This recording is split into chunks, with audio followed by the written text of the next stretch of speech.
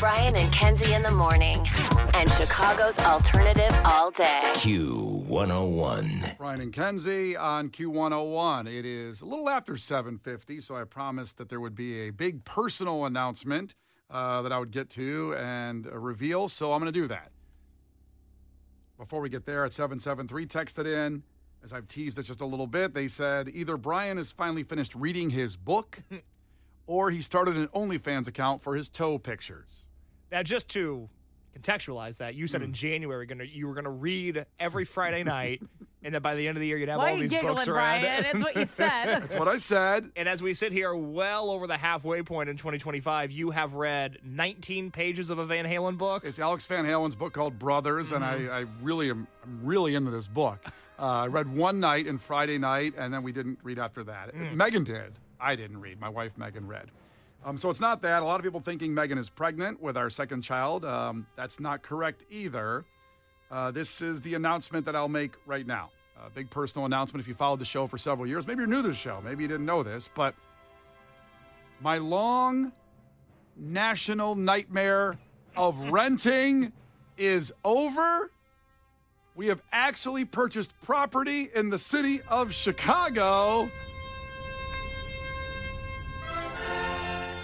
Yeah, I own a place. We bought a place. We did it. Now, the reason you're not seeing any kind of big reaction from Kenzie or Case is because they've known about this for quite some time behind the scenes, and I have my OCD, which is seriously need therapy for. Absolutely. I admit that, but I also think the show would suffer if I got therapy and was normal. But I haven't announced it because I had to go through the closing. And to Kenzie's point, off the air, she's mentioned, are you going to ever mention this until you're living there? Is that what it's going to take to be living in the place to actually own it? Because the closing has already happened, and I just always think somebody can snatch it away from me because we're not in there yet. I'm not defending it. I'm not in there marching every night with, my rifle out from my musket protecting the property. You're marching in front of your own property? Yeah, I got to protect the property. I'm really excited. We're really stoked. We found a place after... And everybody out there, you're listening out there and you were trying to buy a place. We had so many people of the past couple of years talk to me about it and how tough it is out there in real estate because the prices are out of control. Things are nuts. But I want to give a special shout out to super agent Steve McEwen from At Properties, who, by the way, back in the day here was on the radio here on Q101.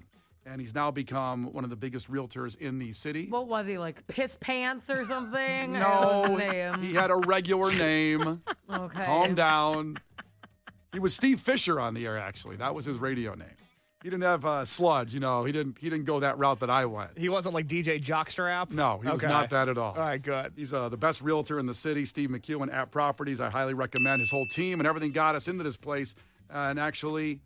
in a way where I gave up. We were like, we'll just rent another year. We'll just do that. And we found this place and we love it and we're super stoked to move in and be an owner of a home. So not just Kenzie anymore. There's two owners on the show. Thank you. Thank you very much. Kenzie, you worked really hard. Congratulations. I know.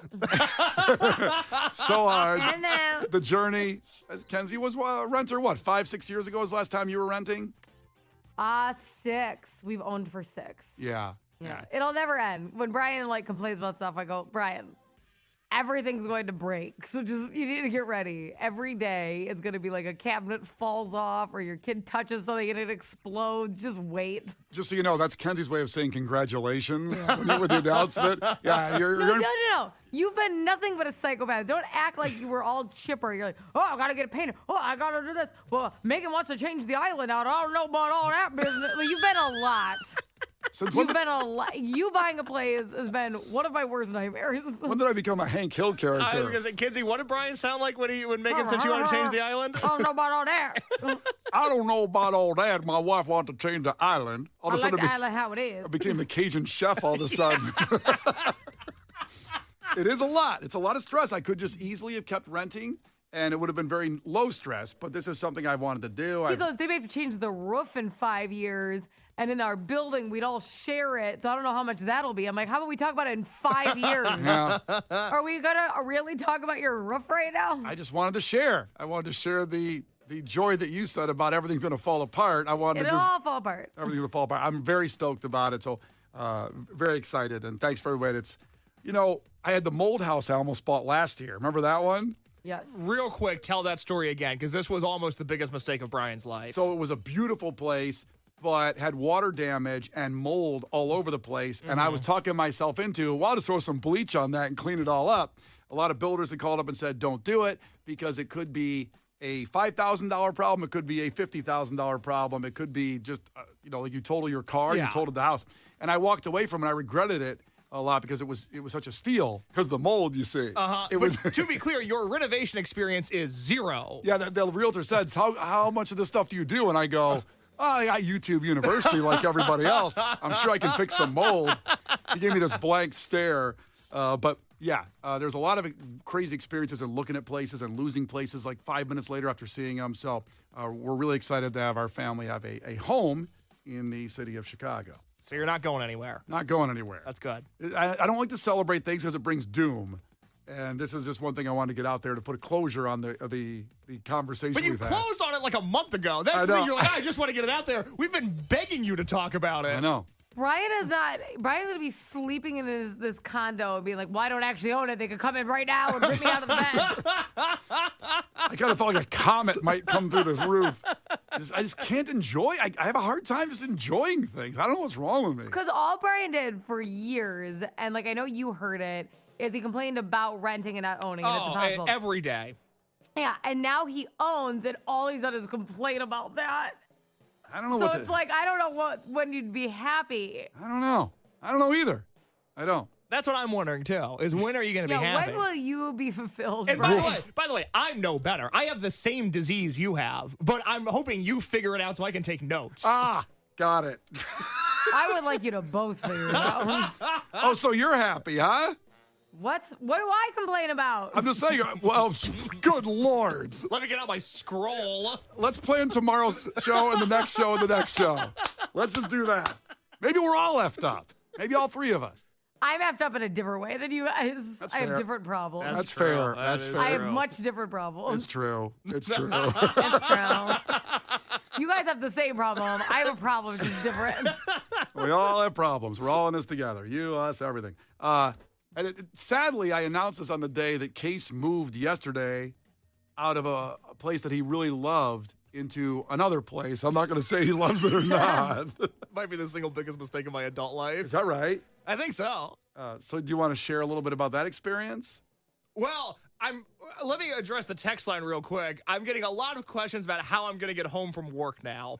Oh, Because, right. Because Brian has this Nissan Rogue, and for the last 4 years, we've lived in the same neighborhood. We've lived right by each other. It's been nice. We can go get.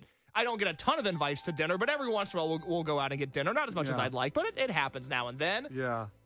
I broke up with Brian over this car thing before he could even say anything because he was tiptoeing around it. I said, you're moving south, I'm moving north. It's over. It's not happening. I'm never getting a ride in the Rogue again. My life as I know it has completely upended. The person I was 6 months ago is no longer present on this earth. I'm not getting rides home anymore. I'm going to get real familiar with the bus going north and south now. That's what my life is. I'm a bus guy, okay? I don't own a car. I don't own a house. I have nothing. I'm going to take the bus to and from work every day now. Thanks for asking. And he is on the market and available, ladies. How's that sound? Brian and Kenzie. On Q101. Brian and Kenzie. On Q101. Brian and Kenzie on Q101. Kenzie's Crimes on the way, but the breaking news at 7:50 was that I bought a condo. Very excited to move out of the renting world. And not that renting is bad. We were going to stay renting because the real estate market's ridiculous. If we didn't have our super agent, Steve McEwen, to help out at App Properties, and we wouldn't have got it. It wouldn't have happened because literally everybody that's out there looking for a place understands what's going on. It's you go in there and then they say, we have 5 offers. You better give your best and final in 10 minutes. I'm like, no, I'm not going to do that. I'm going to go get a sandwich. That's what I'm going to do. Trucker Mike checked in, who's driving through Palatine right now. He said, so you finally bought John Lester's house. That's being on the journey in the beginning as I moved into the neighborhood I'm currently in, lived down the street from where John Lester lived, like a $4.8 million house. We talked about Pearl Jam recently, and that's where Eddie Vedder went after they won the NLCS before the World Series and performed on his deck, and the entire neighborhood went over there. 500 And people. Brian went and viewed it when it was for sale. Yep. I walked in and they go like, so you're looking for a house? Yep. This one looks good. This looks just fine. What's your credit? Oh, let's not worry about that right now. I'm paying in cash. He's like, I'll do the starting low thing. I'll give you $4. Okay, 4.7 million.